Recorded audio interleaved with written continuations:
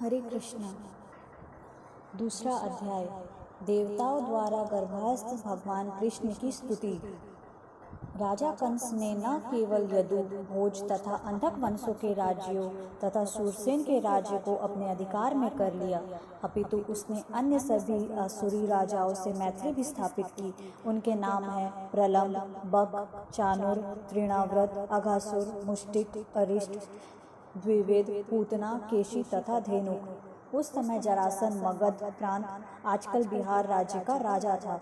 इस तरह कूटनीति से कंस ने जरासंध के संरक्षण में उस समय का सबसे शक्तिशाली राज्य सुगठित कर लिया।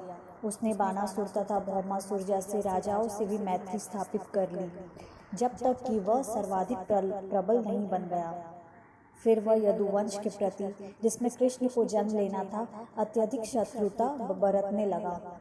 कंस के द्वारा सताए जाने के कारण यदु, भोज तथा अंधक राजा अन्य राजाओं यथा कुरु, पांचाल, केकय, शाल, विदर्भ, निषद, विदेह तथा कौशल राज्य की शरण में जाने लगे।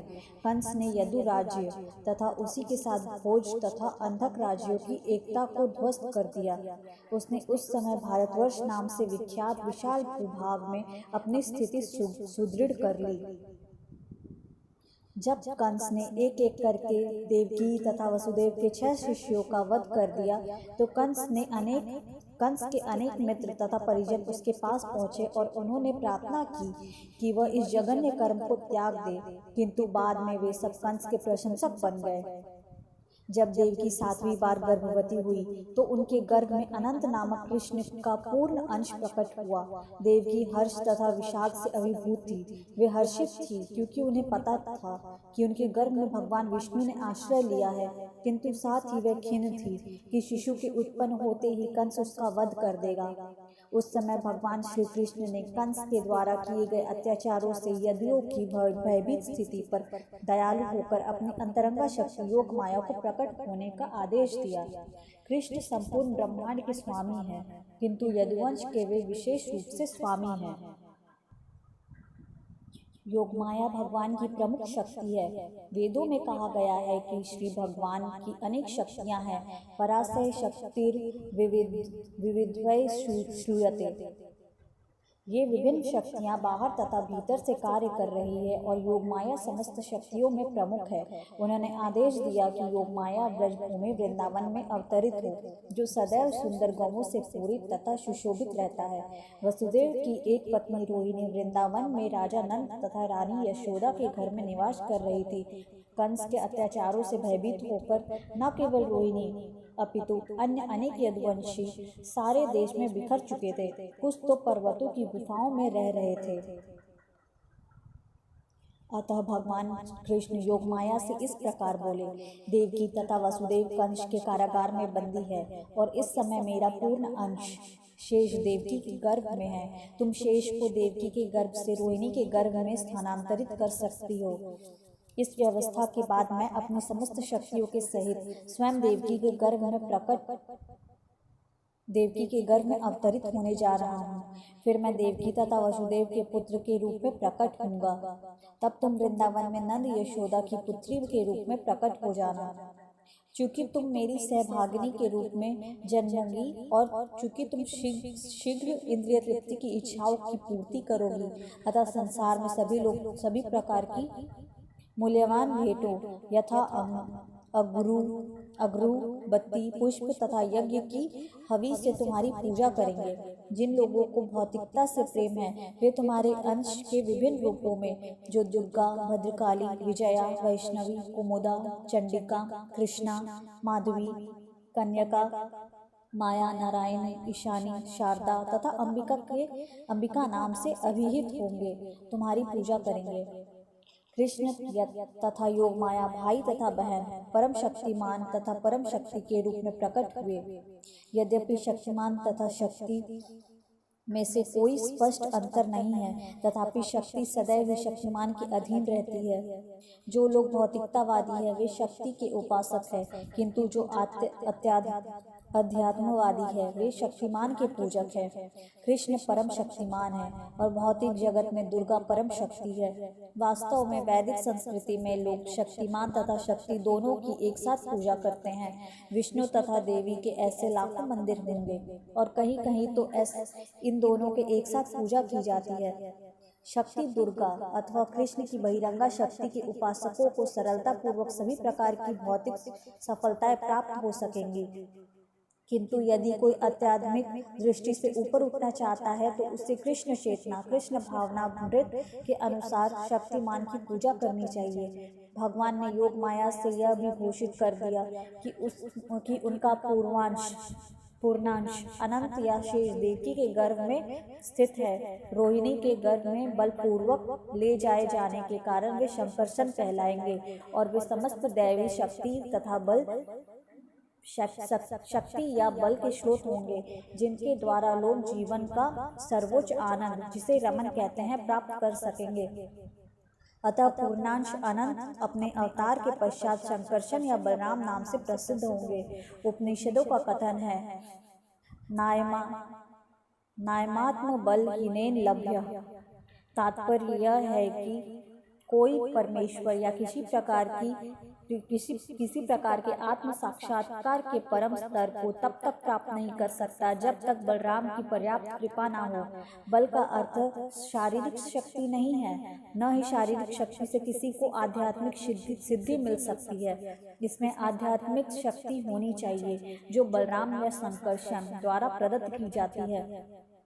अनंत या शेष उस शक्ति का स्रोत है जो समस्त लोगों को उनकी विविध शक्तियों में धारण किए रहती है। भौतिक रूप से धारण करने की यह शक्ति गुरुत्वाकर्षण कहलाती है, किंतु वास्तव में यह संकर्षण शक्ति का ही प्रदर्शन है। बलराम या संकर्षण आध्यात्मिक शक्ति या आदि गुरु है। अतः भगवान नित्यानंद प्रभु, जो बलराम के ही अवतार है, आदि गुरु है और गुरु भगवान बलराम की प्रतिनिधि होता है जो आध्यात्मिक शक्ति प्रदान करता है। चैतन्य चरितामृत में इसकी पुष्टि की गई है कि गुरु कृष्ण की कृपा का प्रकट्य है। जब भगवान ने योग माया को इस तरह आदेश दिया तो उसने उनकी प्रदक्षिणा की और तब उनकी आज्ञा अनुसार वह इस भौतिक जगत में प्रकट हुई।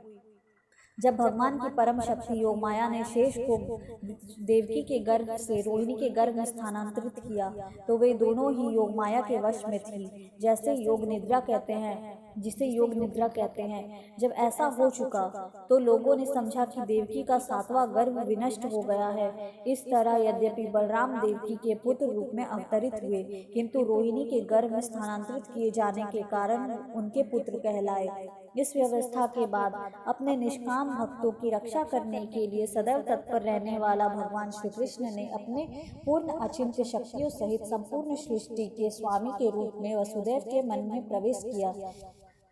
इस प्रसंग में यह ज्ञात हो कि भगवान कृष्ण पहले वसुदेव के निष्काम हृदय में प्रविष्ट हुए और तत्पश्चात देवकी के हृदय में स्थानांतरित हुए।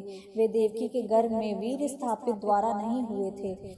भगवान अपनी अचिंत्य शक्ति से किसी भी रूप में प्रकट हो सकते हैं। उनके लिए यह अनिवार्य नहीं कि वे स्त्री के गर्भ में वीर क्षेपण के सामान्य विधि द्वारा प्रकट हो।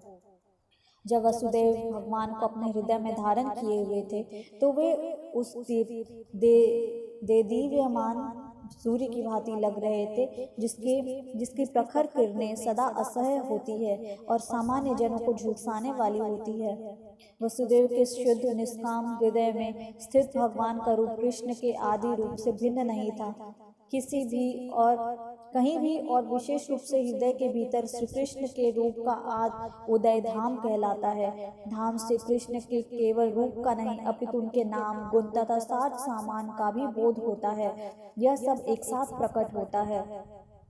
इस प्रकार भगवान का शाश्वत रूप अपनी पूर्ण शक्तियों समेत वसुदेव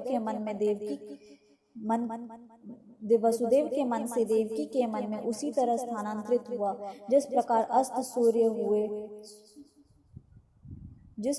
अस्त होते हुए सूर्य की किरणें पूर्व में उदय होने वाले पूर्ण चंद्रमा में चली जाती है। भगवान कृष्ण वसुदेव के शरीर से देवकी के शरीर में प्रविष्ट हुए। वे सामान्य जीव की परिस्थितियों से परे थे। चूंकि कृष्ण वहाँ थे, अतः यह समझना चाहिए कि उनके सारे पूर्ण अंश यथा नारायण तथा सभी अवतार यथा नरसिंह, वराह इत्यादि उनके साथ साथ थे और उन पर भी इस जगत की परिस्थितियां काम नहीं कर रही थी। इस प्रकार देवकी उन भगवान की वास स्थान बन गई जो अद्वितीय है और सारी सृष्टि के कारण है। यद्यपि देवकी परम सत्य का वास स्थान बन गई, किंतु कंस के घर के भीतर रहने के कारण वे शमित अग्नि या दुरुपयुक्त विद्या की भांति दिखाई पड़ती थी।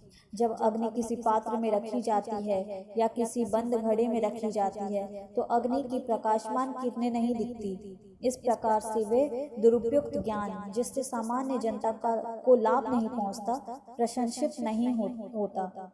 इसी प्रकार देवकी कंस के महल के कारागार की दीवालों के भीतर रखी गई थी, जिससे कोई भी उनके इस दिव्य सौंदर्य को देख नहीं सकता था जो उनके गर्भ में भगवान के आने से उत्पन्न हुआ था। किंतु कंस ने अपनी बहन के इस दिव्य सौंदर्य को देखा और तुरंत इस निष्कर्ष पर पहुंचा कि भगवान ने उसके गर्भ में शरण ले ली है।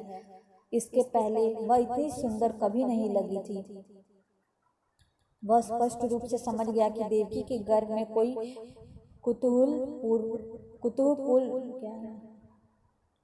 कुतूहलपूर्ण वस्तु अवश्य है। अतः कंस विचलित हो गया। उसे विश्वास था कि भविष्य में उसका वध करने वाले भगवान का आगमन हो चुका है। कंस सोचने लगा, अब देवकी का क्या किया जाए। उसके गर्भ में निश्चित रूप से विष्णु या कृष्ण है, अतः यह निश्चित है कि कृष्ण देवताओं का उद्देश्य पूरा करने के लिए आ गए हैं। यदि मैं तुरंत देवकी का वध कर भी दूंगा तो उनका उद्देश्य विफल नहीं होगा। कंस भली भांति जानता था कि विष्णु के उद्देश्य को कोई विफल नहीं कर सकता। कोई भी बुद्धिमान पुरुष जान सकता है कि भगवान के नियमों का अतिक्रमण नहीं किया जा सकता। सारे असुर चाहे कितने ही विघ्न क्यों न डाले, भगवान का उद्देश्य पूरा होकर रहेगा। कंस ने सोचा, यदि इस समय मैं देवकी को मारता हूँ तो विष्णु अपनी परम इच्छा को अधिक तीव्रता से लागू करेगा। देवकी को इस समय मारना सबसे घृणित कार्य होगा, भले कोई कितनी भी विषम परिस्थिति में क्यों न हो, किंतु वह अपनी ख्याति नष्ट नहीं करना चाहता। यदि इस समय मैं देवकी को मारता हूँ तो मेरी ख्याति नष्ट हो जाएगी। आखिर देवकी एक अबला है और वह मेरी शरण में है। वह गर्भवती है और यदि मैं उसे मारता हूँ तो मेरी ख्याति, मेरे जीवन भर के पुण्यों का फल तथा मेरे जीवन की अवधि सब कुछ समाप्त हो जाएगा। उसने आगे भी विचार किया, जो व्यक्ति अत्यधिक क्रूर होता है वह इसी जीवन काल में मृत तुल्य होता है। क्रूर पुरुष अपने जीवन काल में किसी को प्रिय नहीं होता और उसकी मृत्यु के बाद लोग उसे कोसते हैं। अपनी देहात्म बुद्धि के कारण मनुष्य का पतन होता है और नरक के गहनतम भाग्य में धकेल दिया जाता है। कंस ने उसे देवकी के वध के पक्ष और विपक्ष तब पर इस प्रकार से विचार किया। अंत में कंस ने देवकी को तुरंत न मारकर अपरिहार्य भविष्य की प्रतीक्षा करने का निर्णय लिया, किंतु उसका मन भगवान के प्रति शत्रुता से भर गया। वह धैर्य पूर्वक शिशु जन्म की प्रतीक्षा करने लगा, जिससे वह उनका वध कर सके, जैसा कि उसने देवकी के अन्य बालकों के साथ किया था। इस प्रकार भगवान के प्रति शत्रुता के सागर में निमग्न वह बैठे, सोते, चलते फिरते, खाते, काम करते, जीवन की सभी अवस्थाओं में कृष्ण अथवा विष्णु के ही विषय में सोचने लगा। उसका मन भगवान के विचारों में इतना लीन हो गया कि उसे अपने चारों ओर विष्णु या कृष्ण ही दिखते। दुर्भाग्यवश यद्यपि उसका मन विष्णु के विचारों में इतना लीन था, तथापि भक्त नहीं माना जाता, क्योंकि वह कृष्ण को शत्रु के रूप में सोचता था। महान भक्त के मन की दशा भी ऐसी ही होती है कि वह सदैव कृष्ण में लीन रहता है, किंतु भक्त भगवान के अनुकूल सोचता है, प्रतिकूल नहीं। कृष्ण के अनुकूल सोचना कृष्ण भक्ति है, किंतु कृष्ण के विपरीत सोचना कृष्ण भक्ति नहीं है। उस समय ब्रह्मा तथा शिवजी, नारद जैसे ऋषियों तथा अनेक देवताओं के साथ कंस के घर में अदृश्य रूप में प्रकट हुए। वे भक्तों को अत्यंत प्रिय एवं उनकी कामनाओं को पूर्ण करने वाली चुनी हुई स्तुतियों से भगवान की प्रार्थना करने लगे। उनके पहले शब्दों द्वारा यह घोषणा होती है कि भगवान अपने प्रण के सच्चे होते हैं। जैसा कि भगवद गीता में कहा गया है, श्री कृष्ण इस भौतिक जगत में पवित्र आत्माओं की रक्षा करने तथा दुष्टों का विनाश करने के लिए अवतरित होते हैं। यह उनका प्रण है। देवता जान गए थे कि उनके प्रण को पूरा करने के लिए उन्होंने देवकी के गर्भ में वास किया है। देवता परम प्रसन्न थे कि भगवान अपना उद्देश्य पूरा करने के लिए प्रकट हो रहे हैं। अतः उन्होंने उन्हें सत्यम परम कहकर संबोधित किया। प्रत्येक व्यक्ति सत्य की खोज में लगा है। यह जीवन की दार्शनिक रीति है। देवतागण जानकारी देते हैं कि परम सत्य कृष्ण ही है। जो पूर्णतः कृष्ण भावना भावित हो जाता है वह परम सत्य को प्राप्त कर सकता है। कृष्ण ही परम सत्य है। शाश्वत काल के 3 अवस्थाओं में सत्य है, सापेक्ष सत्य नहीं। काल भूत वर्तमान तथा भविष्य में विभाजित है। भौतिक जगत में प्रत्येक वस्तु परम काल द्वारा भूत वर्तमान तथा भविष्य के द्वारा नियंत्रित हो रही है, किंतु सृष्टि के पूर्व कृष्ण विद्यमान थे। सृष्टि के हो जाने पर प्रत्येक वस्तु कृष्ण पर आश्रित है और जब यह सृष्टि समाप्त हो जाएगी तो कृष्ण बचे रहेंगे। अतः वे सभी परिस्थितियों में परम सत्य है। यदि भौतिक जगत में सत्य है तो यह परम सत्य भी उद्भुत है। यदि इस भौतिक जगत में कहीं वैभव है तो इसके स्रोत कृष्ण ही है। यदि संसार में कुछ ख्याति है तो कृष्ण के ही कारण है। यदि संसार में कोई बल या शक्ति है तो इस शक्ति का कारण कृष्ण है। यदि संसार में कोई ज्ञान तथा शिक्षा है तो उसके कारण स्वरूप कृष्ण है। इस तरह कृष्ण सारे सत्यों के स्रोत है। यह भौतिक जगत 5 प्रमुख तत्वों पृथ्वी, जल, अग्नि, वायु तथा आकाश से बना हुआ है और ये सारे तत्व कृष्ण से ही उद्भूत है। भौतिक विज्ञानी इन 5 मूल तत्वों को भौतिक सृष्टि का कारण मानते हैं, किंतु ये सारे तत्व अपनी स्थूल तथा सूक्ष्म अवस्थाओं में कृष्ण द्वारा ही उत्पन्न हैं। इस भौतिक जगत में कार्यरत समस्त जीव भी उनकी तटस्था शक्ति के प्रतिफल है। भगवद गीता के 7वें अध्याय में स्पष्ट कहा गया है कि सारा संसार कृष्ण की परा तथा अपरा नामक 2 प्रकार की शक्तियों का संयोग है। जीवात्माएं भगवान की परा शक्ति है और निर्जीव भौतिक तत्व अपरा शक्ति है। सुसुप्त अवस्था में प्रत्येक वस्तु कृष्ण में समाहित रहती है। देवतागण भौतिक प्राकृतिक के विश्लेषण अध्ययन द्वारा भगवान के परम रूप को सादर प्रार्थना करते हैं। यह भौतिक प्राकृतिक क्या है? यह एक वृक्ष के समान है। वृक्ष भूमि पर खड़ा रहता है। इसी तरह भौतिक प्राकृतिक रूपी यह वृक्ष प्रकृति रूपी भूमि पर खड़ा रहता है। यह भौतिक प्राकृतिक की तुलना वृक्ष से की जाती है, क्योंकि समय आने पर वृक्ष को काट लिया जाता है। वृक्ष का अर्थ है जो अंततः काट लिया जाएगा। अतः भौतिक प्राकृतिक का यह वृक्ष परम सत्य नहीं माना जा सकता, क्योंकि इस पर काल का प्रभाव पड़ता है, किंतु कृष्ण का शरीर शाश्वत है। वे भौतिक प्राकृतिक सृष्टि के पहले भी विद्यमान थे, भौतिक जगत के अस्तित्व में होने पर भी विद्यमान है और जब इसका विलय हो जाएगा तब भी वे विद्यमान रहेंगे। अतः केवल कृष्ण को ही परम सत्य माना जा सकता है।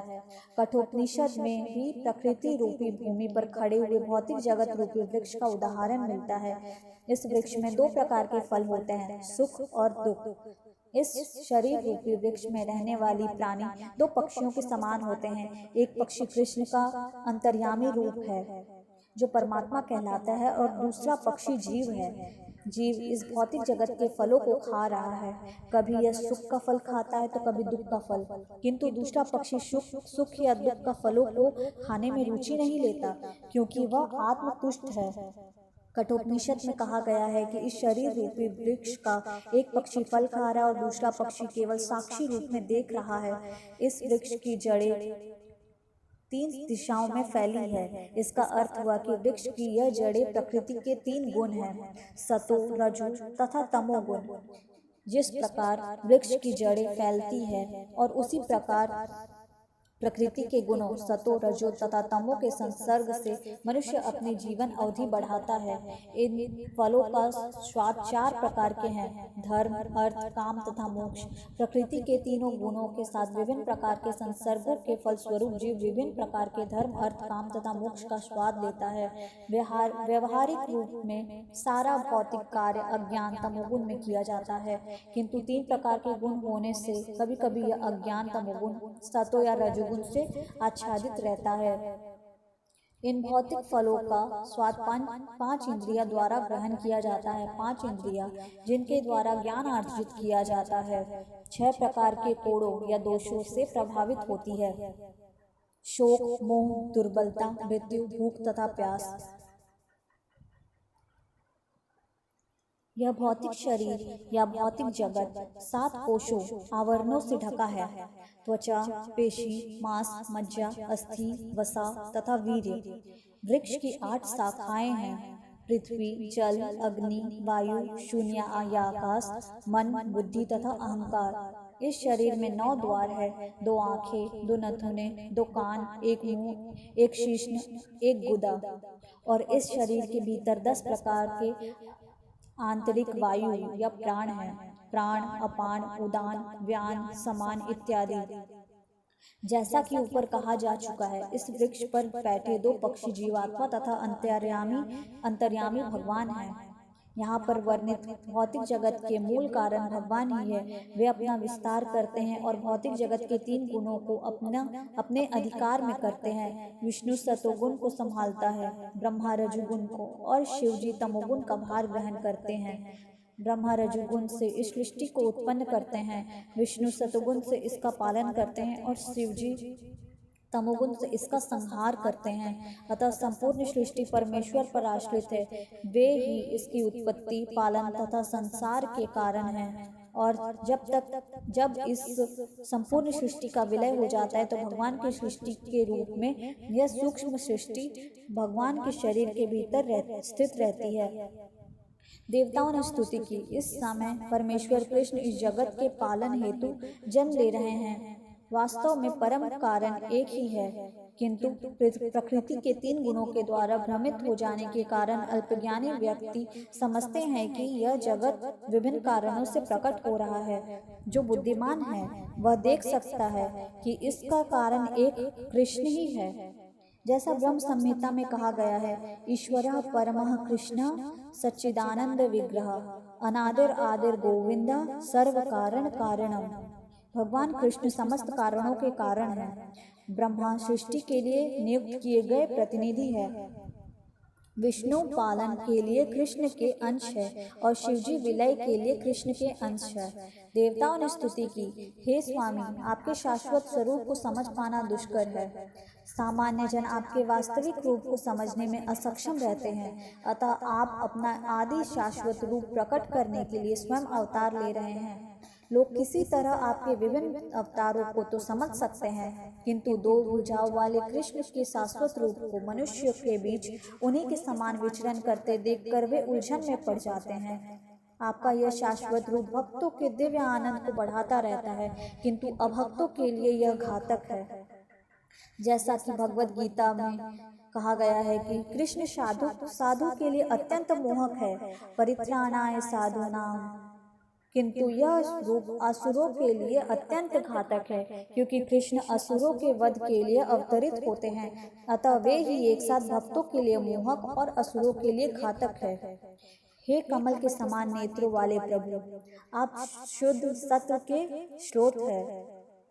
ऐसे अनेक ऋषि हैं जिन्होंने केवल समाधि के द्वारा या केवल आपके चरण कमलों के आध्यात्मिक ध्यान के द्वारा और इस तरह आपके विचार में लीन रहकर प्रकृति द्वारा उत्पन्न अज्ञान के महासागर को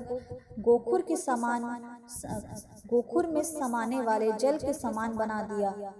ध्यान का उद्देश्य मन को भगवान के चरण कमलों से प्रारंभ करके उन पर केंद्रित करना है। भगवान के चरण कमलों के ध्यान से ही बड़े बड़े ऋषि मुनि इस विशाल भवसागर को बिना कठिनाई के पार कर लेते हैं। हे स्वयं प्रकाशित, जिन महान संतों ने आपके चरण कमलों का दिव्य नाव के सहारे अज्ञान सागर को पार कर लिया है, वे उस नाव को अपने साथ नहीं ले गए, वे अब भी इस पार पड़ी हुई है। यदि कोई नाव द्वारा नदी पार करता है तो वह उस नाव को भी उस पार ले जाता है। अतः जब वह अपने गंतव्य पर पहुंच जाता है तो फिर वही नाव किस प्रकार उन लोगों के लिए उपलब्ध हो सकती है जो इस ओर प्रतीक्षा कर रहे हैं। इस कठिनाई का उत्तर देने के लिए देवता अपनी स्तुति में कहने लगते हैं कि भगवान के चरण कमलों की यह नाव नहीं ले जाई जाती। जो भक्तगण अब भी भव सागर के इस पार खड़े हैं वे दूसरी ओर जाने में समर्थ होते हैं, क्योंकि शुद्ध भक्त सागर को पार करते समय उसे अपने साथ नहीं ले जाते। जब कोई इस नाव के पास जाता है तो भौतिक अज्ञान का सारा समुद्र सिमटकर गोपद में समा जाता है। अतः भक्तों को दूसरी ओर जाने के लिए नाव की आवश्यकता ही नहीं पड़ती, वे तुरंत समुद्र पार कर लेते हैं। चूंकि महान साधु पुरुष समस्त बुद्धिजीवी के प्रति बद्ध जीवों के प्रति दयालु होते हैं, अतः वे नाव तब भी इस ओर पड़ी रहती है। कोई किसी समय अपने उनके चरणार बिंदु का ध्यान करके भौतिक अज्ञान के महान सागर को पार कर सकता है। ध्यान का अर्थ है भगवान के चरण कमलों पर एकाग्रता। चरण कमल भगवान के सूचक है, किंतु जो निर्विशेषवादी है वे भगवान के चरण कमलों को नहीं मानते, अतः उनके ध्यान का विषय निराकार होता है। देवताओं का यह पक्का निर्णय है कि जो लोग शून्य या निराकार का ध्यान करने में रुचि रखते हैं वे अज्ञान के सागर को पार नहीं कर सकते। ऐसे लोग केवल यही सोचते हैं कि वे मुक्त हो गए हैं। हे कमल नेत्री प्रभु, उनकी बुद्धि कलमशग्रस्त हो जाती है, क्योंकि वे आपके चरण कमलों का ध्यान करने में असफल रहते हैं। इस उपेक्षा भाव के कारण निर्विशेषवादी संसार के बद्ध जीवन में पुनः आ गिरते हैं। भले ही कुछ काल के लिए वे निराकार साक्षात्कार के पद तक पहुंच जाए। निर्विशेषवादी ब्रह्म तेज में लीन होने के लिए कठिन तपस्या करते हैं, किंतु उनके मन भौतिक कलमश से मुक्त नहीं होते। वे चिंतन की भौतिक विधियों का निषेध मात्र करते रहते हैं। इसका यह तात्पर्य कदापि नहीं है कि वे मुक्त हो चुके हैं। इस तरह वे नीचे गिर जाते हैं। भगवद गीता में कहा गया है कि निर्विशेषवादियों को चरम लक्ष्य की प्राप्ति के लिए महान यातनाएं सहनी पड़ती है। श्रीमद् भागवत के प्रारंभ में इसका भी उल्लेख है कि भगवान की भक्ति के बिना किसी को सकाम कर्मों के बंधन से मुक्ति प्राप्त नहीं हो सकती। भगवद गीता में भगवान कृष्ण का और श्रीमद् भागवत में नारद मुनि का कथन है कि यहाँ भी देवताओं की पुष्टि करते हैं, जो लोग भक्ति नहीं करते उन्हें ज्ञान का चरम लक्ष्य ज्ञात नहीं होता। ऐसे लोगों को अपनी आपकी कृपा नहीं मिलती। निर्विशेषवादी केवल यही सोचते हैं कि वे मुक्त है, किंतु वास्तव में उन्हें भगवान के लिए कोई भावना नहीं होती। वे सोचते हैं कि जब कृष्ण इस जगत में आते हैं तो वे भौतिक शरीर धारण करते हैं। इस प्रकार वे कृष्ण के दिव्य शरीर की उपेक्षा कर देते हैं। भगवद गीता में इसकी पुष्टि हुई है। अवजानान्ति मां मूढ़ा फलतः निर्विशेषवादी भौतिक वासना पर विजय पाने तथा मनुष्य तक पहुँचने के बावजूद नीचे गिर जाते हैं। यदि वे ज्ञान के लिए वस्तुओं को जानने में व्यस्त रहते हैं और भगवान की भक्ति नहीं करते तो उन्हें वांछित फल प्राप्त नहीं हो सकता। उनके हाथ लगता है तो केवल उनके द्वारा उठाए गए कष्ट, इससे अधिक कुछ नहीं। भगवद गीता में स्पष्ट कहा गया है कि ब्रह्म साक्षात्कार ही सब कुछ नहीं है। ब्रह्म साक्षात्कार द्वारा भौतिक आसक्तियों या विरक्तियों के बिना भी मनुष्य प्रसन्न रह सकता है और संभाव के पद को प्राप्त कर सकता है, किंतु इस अवस्था के बाद भक्ति करनी ही होती है। जब मनुष्य ब्रह्म साक्षात्कार पद तक उठ जाने के बाद भक्ति करता है तो वह आध्यात्मिक राज्य वैकुंठ में प्रवेश करता है, जहाँ वह भगवान की संगति में स्थायी निवास करता है। भक्ति का यही परिणाम होता है। भगवान के भक्त कभी भी निर्विशेषवादी की भांति नीचे नहीं गिरते। यदि वे नीचे गिरते भी है तो भगवान में प्रेम पूर्वक अनुरक्त रहते हैं।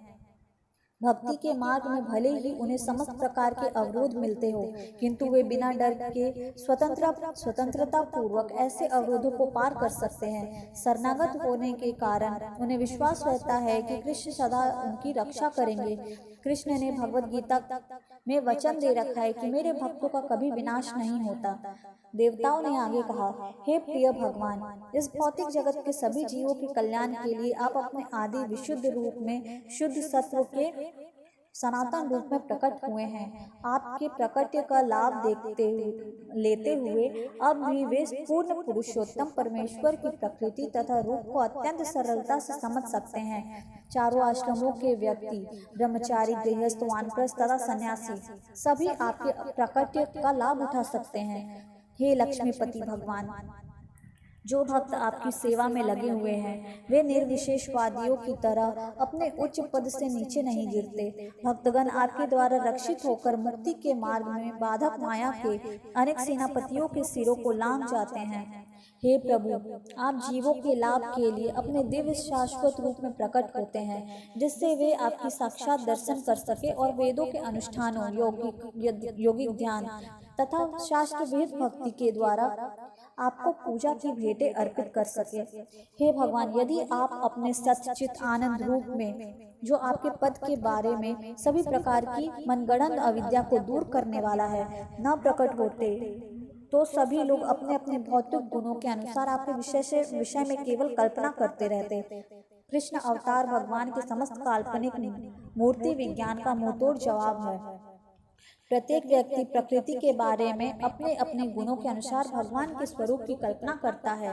ब्रह्म संहिता में कहा गया है कि भगवान पुरातन पर पुरुष है, अतः कुछ धर्मानुयायी कल्पना करते कि ईश्वर अत्यंत प्राचीन होगा, अतः वे भगवान को अत्यंत वृद्ध पुरुष की भांति अंकित करते हैं।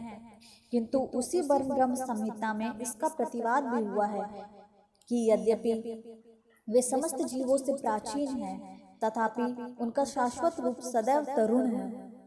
श्रीमद् भागवत में इस प्रसंग में ये शब्द प्रयुक्त हुए हैं, विज्ञानम अज्ञानभिद आप मार्जनम। विज्ञान का अर्थ है भगवान संबंधी दिव्य ज्ञान, विज्ञानम का अर्थ है अनुभूत ज्ञान भी है।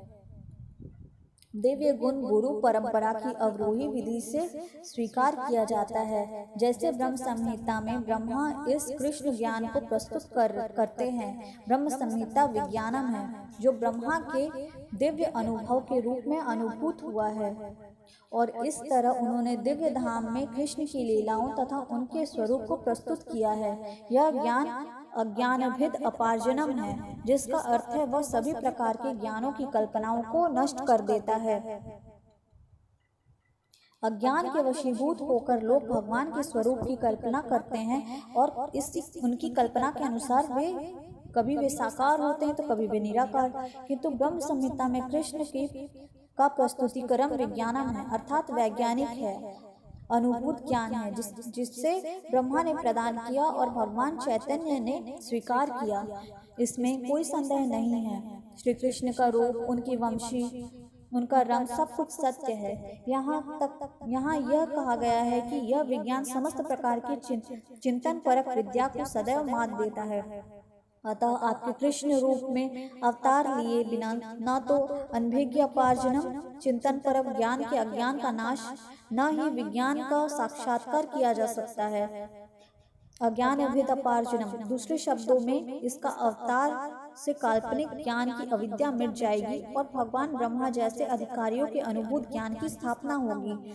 मनुष्य भौतिक प्रकृति के तीनों गुण से प्रभावित होकर प्रकृति के गुणों के अनुसार अपने ईश्वर की कल्पना करता है। इस प्रकार ईश्वर को अनेक रूप प्रकार से प्रस्तुत किया जाता है, किंतु आपके प्रकृति से यह सिद्ध हो जाएगा कि ईश्वर की असली रूप क्या है। निर्विशेषवादियों की सबसे भयंकर भूल उनका यह विचार है कि जब भगवान अवतरित होते हैं तो वे सतुगुणी पदार्थ का रूप स्वीकार करते हैं। वस्तुतः कृष्ण या नारायण का रूप किसी भौतिक विचार के परे होता है। यहाँ तक कि महानतम मायावादी शंकराचार्य ने भी स्वीकार किया कि नारायण परो अव्यक्तात् भौतिक सृष्टि द्रव्य पदार्थ के अव्यक्त प्राकट्य से या द्रव्य के अप्रत्यक्ष संस्करण से उत्पन्न होती है और कृष्ण इस भौतिक बोध से परे हैं। इसे श्रीमद् भागवत में शुद्ध सत्व या दिव्य सत्व कहा गया है। इसका संबंध सतोगुण से नहीं है, वे भौतिक सत्वों से ऊपर है, वे सच्चिदानंद स्वरूप है। हे प्रभु, जब आप विभिन्न अवतारों में प्रकट होते हैं तो विभिन्न परिस्थितियों के अनुसार आप भिन्न भिन्न नाम और रूप धारण करते हैं। सर्व आकर्षक होने के कारण आपका नाम कृष्ण है। अपने दिव्य सौंदर्य के कारण आप श्याम सुंदर कहलाते हैं। श्याम का अर्थ सांवला। फिर भी कहा जाता है कि आप हजारों कामदेवों से अधिक सुंदर है, कंदर्प कोटि कमनीय। यद्यपि आपका रंग श्याम बादल जैसा है, किंतु दिव्य परम होने के कारण आपका सौंदर्य कामदेवों के कोमल शरीरों से कई अधिक गुना आकर्षक है। कभी कभी आप गिरिधारी कहलाते हैं क्योंकि आपने गोवर्धन पर्वत को धारण किया था। कभी कभी आप नंद नंदन वसुदेव या देवकी नंदन कहलाते हैं क्योंकि आप नंद महाराज या वसुदेव अथवा देवकी के पुत्र रूप में जन्म लेते हैं। निर्विशेषवादी सोचते हैं कि आपके अनेक नाम अथवा रूप आपके किसी विशिष्ट कार्य तथा गुण के कारण है, किंतु वे अपने को भौतिक प्रेक्षक दर्शक मानकर आपको स्वीकार करते हैं। हे प्रिय, आपकी प्रकृति रूप तथा कार्यकलाप की कल्पना द्वारा नहीं जाना चाहिए। आपकी प्रकृति रूप तथा कार्यकलाप को कल्पना द्वारा नहीं जाना जा सकता। आपकी प्रकृति दिव्य रूप नाम तथा गुणों को समझने के लिए मनुष्य को पहले भक्ति करनी होगी। वस्तुतः जिस व्यक्ति में आपके चरण कमलों की सेवा के लिए रंच मात्र भी रुचि होती है, वो आपकी प्रकृति रूप तथा गुण को समझ सकता है। अन्य लोग लाखों वर्षों तक चिंतन करते रहने पर भी आपकी वास्तविक स्थिति का एक अंत भी समझ नहीं पाते। दूसरे शब्दों में, अभक्त कभी भगवान कृष्ण को नहीं समझ सकते, क्योंकि योग माया का आवरण कृष्ण के वास्तविक स्वरूप को ढके रहता है। जैसा कि भगवत गीता में पुष्टि हुई है, ना हम प्रकाशः सर्वस्य। भगवान कहते हैं कि मैं हर एक के लिए प्रकाशित नहीं हूँ। जब कृष्ण ने अवतार लिया तो वे वस्तुतः कुरुक्षेत्र के युद्ध क्षेत्र में उपस्थित थे और सबों ने उन्हें देखा भी था, किंतु उनमें से हर एक व्यक्ति नहीं जान सका कि वे भगवान हैं। फिर भी उनकी उपस्थिति में मरने वाला प्रत्येक व्यक्ति को भवबंधन से पूर्ण मुक्ति मिली और वह वैकुंठ लोक को भेज दिया गया।